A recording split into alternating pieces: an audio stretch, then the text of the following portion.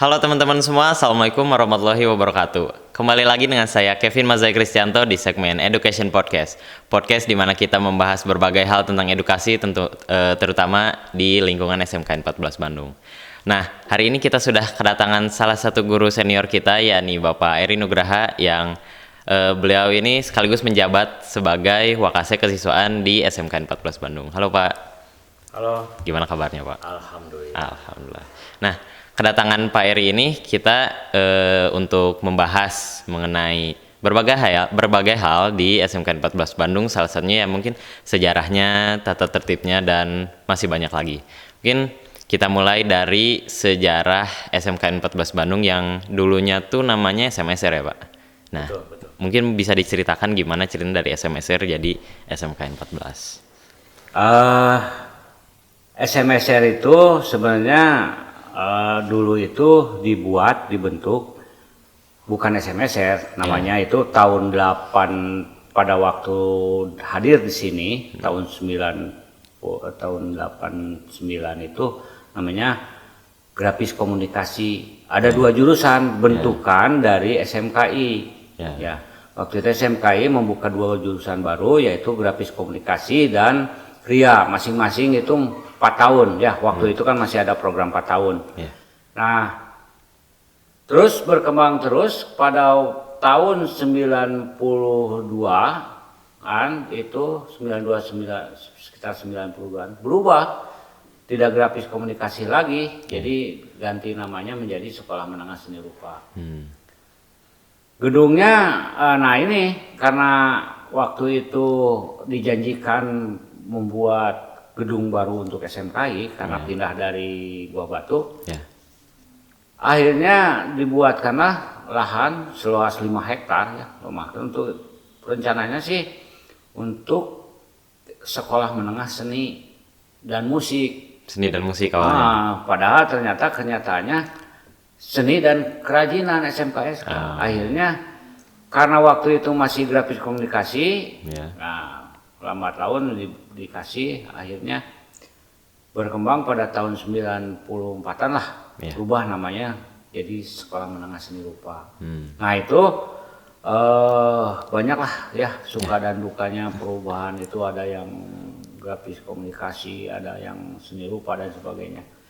Namun pada prinsipnya bahwa ruh daripada SMSR itu adalah seni. Karena kalau seni rupa ya, kalau SMK itu seni pertunjukan. Nah, terus berkembang, kepala sekolah juga berkembang karena waktu itu belum punya kepala sekolah SMSR itu. Masih PLT terus. Waktu itu saya datang ke sini masih Pak Yaya, diganti dengan Pak Saban, kemudian baru tahun 96-an lah, 97 kalau tidak salah itu baru punya kepala sekolah definitif. Nah itu tapi sudah mempunyai 6 jurusan.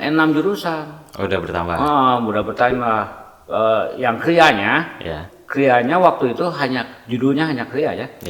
Tapi ditambah lagi, bukan ditambah, ada perubahan lagi. Sehingga ada 5 jurusan kria. Kria kayu, keramik, kulit, logam, dan tekstil. Plus seni rupa. Gitu ya, seni rupa dan krianya. Makanya bidang keahliannya waktu itu adalah seni rupa. Program keahliannya seni rupa dan kerajinan. Jurusannya, dan ini juga harus tahu ya bahwa memang dari tahun ke tahun itu gonta-ganti saja ya. Ada perubahan terus. Ada program studi, ada jurusan, ada kompetensi keahlian, dan sekarang terakhir dirubah jadi program keahlian dan konsentrasi, kan begitu keahlian. Banyak perubahan ya Pak. Banyak berubah. Nah itu 98 ada nomenklatur baru karena memang ada banyak sekali nama-nama ya. Ada SMSR, ada SMPS, ada SMKI, ada STM juga ya. Pemerintah mungkin ini melakukan agar sama pandangannya terhadap sekolah menengah kejuruan, jadi diganti namanya dari itu menjadi SMK, Sekolah Menengah Kejuruan. Nah nomor urutnya disesuaikan dengan tahun berdirinya. Ya SMK 14 itu adalah tahun SMK ke-14 yang didirikan di Kota Bandung, yang negeri ya. Dan harus tahu juga bahwa luar biasanya SMSR itu peminatnya, wah, waktu itu minat ke SR itu paling banyak pernah itu 94 orang, coba bayangkan. Cuma 94 orang. Siswanya.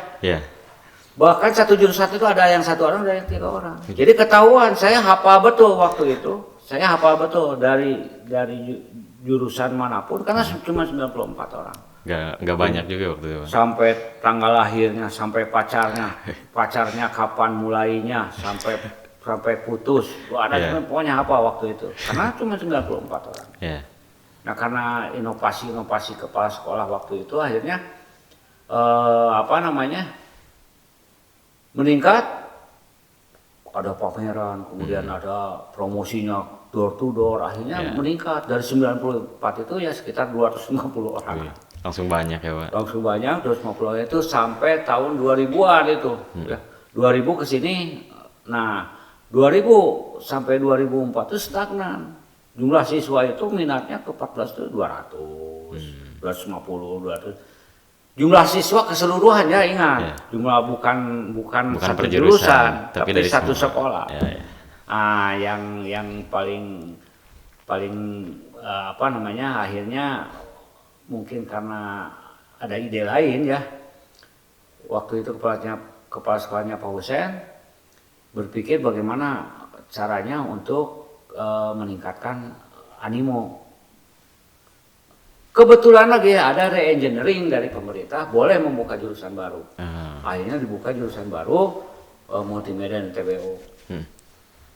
Satu kali gebrakan luar biasa peningkatannya. Satu angkatan waktu pendaftaran siswa baru itu sampai 400 orang. Sampai 400? 300 sampai 400. Jadi meledak waktu itu tahun 2004. Ya, 2004, 2005 sampai. Dan terakhir ada gebrakan baru lagi dari Pak Agus Syadid sehingga SMK 14 itu jumlah siswa sampai 1.700. Sampai sebanyak itu?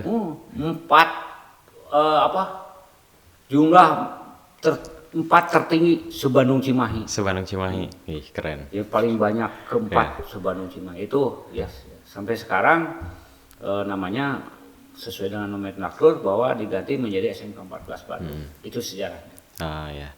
Nah dari kan udah banyak naik turun jumlah siswa dan tentu kegiatan siswa di sekolah tuh bukan hanya belajar kan Pak, misal salah satunya ada ekstrakurikuler juga. Nah ekstrakurikuler apa aja sih Pak yang ada di 14 ini? Ekstrakurikulernya sih banyak ya. Ada yang berprestasi tanda kutip ya, ada yang biasa-biasa saja untuk hobi. Ada juga yang yang naik turun ya, yang buka tutup. Seperti halnya yang wajib itu ya jelas Paskibra, PMR, Pramuka itu udah jelas lah ya, wajib dan harus ada. Kalaupun tidak ada, tanda kutip harus dipaksa ikutan yang wajib. Nah, selain yang 3 itu ada judo, ada silat, ada badminton, banyak sekali ya yang tidak kami sebutkan satu persatu. Nah, yang jelas bahwa pembentukan Exco ini tidak hanya untuk menyalurkan hobi saja, tapi sebagai penunjang diri sendiri untuk di masa depannya kan gitu. Salah satunya judo juga ya. Judo yang tidak hanya juara kota, ini bahkan sudah sering sekali juara nasional. Sampai ke nasional. Itu untuk penunjang untuk dilampirkan sebagai portofolio untuk masuk perguruan tinggi. Alhamdulillah kan. Banyak kakak-kakak alumni 14 yang portofolionya dari judo, ada yang ke kepelatihan dan sebagainya. Itu di jalur prestasi di SMPTN. Banyak sekali ya Pak. Begitu. Banyak ekskulnya dan prestasinya juga udah sangat berlimpah. Jangankan yang itu, yang karawitan aja ya, yang notabene itu adalah seni pertunjukan. SMK 14 pernah jadi, menurut saya ya, jadi juara ke-1 Kota Bandung. Kenapa? Karena SMK mah jangan dianggap ya. Memang dia mah karawitan ya udah. Emang jadi basicnya karawitan ya di sana. 14 itu juara kedua. Ah, ya. Jadi saya anggap juara ke-1. Ya, betul. Karena juara kesatunya kan SMKI. Ya percuma kan ya, kalau bagaimanapun susah kalau dia mah sudah memang di karawitan, saya mah dari seni rupa gitu kan, ya. pertunjukan sudah untung, sudah luar biasa, sudah bisa. Udah jadi, bagus banget lah ya pas segitu tuh prestasinya. Jadi itu saya anggap bahwa 14 itu adalah juara 1. Ya. Kan gitu. Ya. Untuk semangatnya ya. Iya. Udah keren lah sampai juara 1 walaupun ya juaranya kan dari SMKI yang basicnya karawitan. Ya. Apalagi itu untuk yang paskibra itu penugasan terus kan, penugasan untuk menjadi pengibar bendera, baik di kota, provinsi, bahkan yang terakhir itu Hardiknas kemarin itu 14 itu ditugaskan di kementerian. Wah sudah nasional luar biasa, keren, sudah keren. Iya. Makanya saya titip ke anak-anak sekolah, kalau memang itu berguna untuk kalian dan memang harus ikutan Esko. Kenapa juga Esko? Dulu ketika tahun 2010 itu kan banyak pelarangan tentang Esko ya. Itu salah besar. Sama dengan halnya salah pelarangan anak ada main di masjid. Nah ini sama aja 11-12. Kenapa?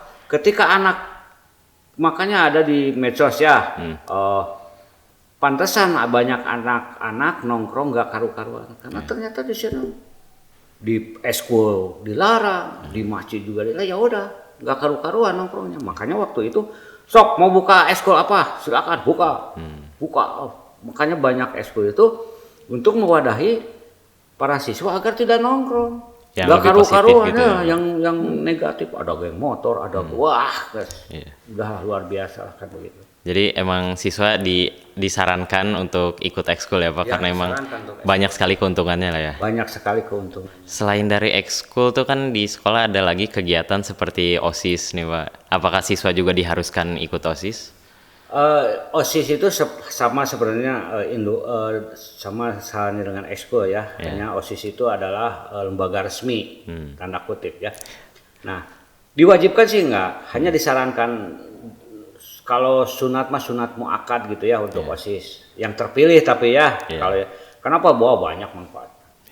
Ketika kita sudah berorganisasi, belajar banyak bagaimana mengelola kegiatan, bagaimana cara bersosialisasi, bagaimana cara berbicara di depan umum kan. Banyak sekali pelatihan-pelatihan yang ada di dalam OSIS. Untuk meminta sumbangan aja kan kita perlu keberanian berbicara di depan kelas. Bentar. Tidak sembarangan orang loh. Dulu saya nggak pernah. Sampai keringat dingin untuk berbicara di depan orang. Iya, Pak. Tapi karena berlatih terus di organisasi akhirnya lancar berbicara. Sampai bisa jadi guru karena ya untuk salah satunya ada pelatihan untuk berbicara di depan orang banyak. Nah gitu. Di samping itu juga bagaimana OSIS itu melatih diri, mengorganisir diri sendiri, memanage diri sendiri untuk di masa depannya.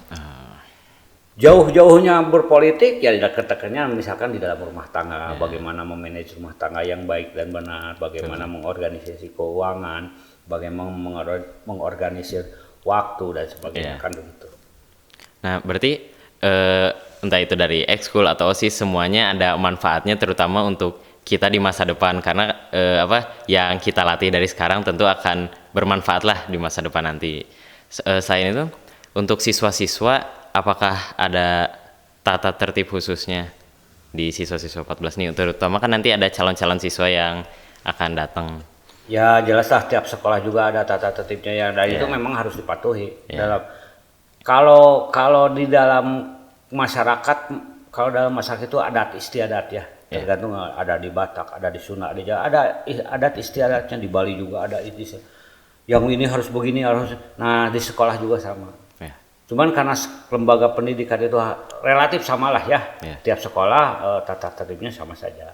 Nah di sini penekanannya, saya tahu persis lah bagaimana nakalnya anak-anak, tetapi saya tidak terlalu terlalu pusing ya dengan anak manjat tembok dan sebagainya. Jadi saya anggap itu kan kenakalan biasa. Tapi ingat, kalau si anak sudah kriminal, itu sudah bukan cerita lagi. Udah beda soal udah beda. Makanya ketika di tata tertib itu dicantumkan. Kalau sudah kriminal, dipecat langsung. Langsung dikeluarkan. Langsung dikeluarkan. Itu sudah tidak ada SP1, SP2, SP3 lagi. Langsung aja gitu ya. Ya kriminal sudah dikeluarkan. Ya. Kan gitu. Ya tuh. Berarti buat adik-adik nih calon siswa jangan harus patuhilah aturan, jangan sampai terlalu liar sampai malah jadi kriminal, nanti bisa langsung dikeluarin. Nah, selain itu ada pesan nih nggak Pak? Pesan-pesan untuk nanti calon siswa di SMK 14. Pesannya ya belajar. Sungguh-sungguh. Kenapa? Ya. Karena ke depan adalah untuk kelas 10 itu kan kurikulum merdeka ya. Ya. Nah, yang notabene nanti yang aktif itu adalah siswa bukan guru. Guru hanya pembimbing, guru hanya pendamping. Yang aktif adalah siswa. Makanya ketika kalian masuk, para siswa masuk sebagai siswa baru, baik di SMA, SMK itu harus betul-betul meniatkan diri untuk belajar. Ya. Karena kalau hanya untuk kesenangan belaka itu percuma. Percuma ya Pak. Kita harus mengingat masa depan. Harus merencanakan masa depan. Ya. Belajarlah dengan giat, dengan sungguh-sungguh. Dan ingat, jangan sampai juga dihilangkanlah sifat anaknya, main. Oh iya. Karena harus tetap ingat mainnya. Jadi ada durasi waktu ya. Iya. Kelas 10 itu masih taraf belajar. Iya. Kelas 11 masih taraf nakal. Jadi kelas 12 itu sudah hilang. Jadi hanya tinggal 40% waktu bermainnya. Iya. Ingat itu, karena makin tua makin dewasa masa bermain akan berkurang presentasenya. Apalagi kalau sudah tua begini, udah pada tua, itu presentasenya jangankan untuk main kan, untuk cari makannya juga sudah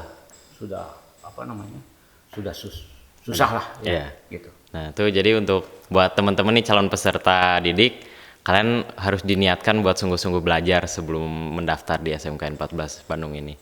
Nah mungkin itu aja Pak obrolan kita hari ini. Makasih udah sharing-sharing mengenai sejarah 14, tata tertibnya dan ekskul-ekskulnya.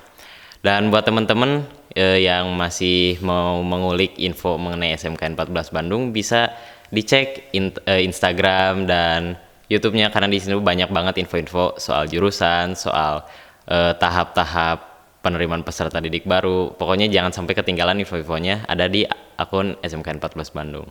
Dan sekian saja podcast kali ini. Terima kasih karena sudah menonton. Wassalamualaikum warahmatullahi wabarakatuh. Waalaikumsalam.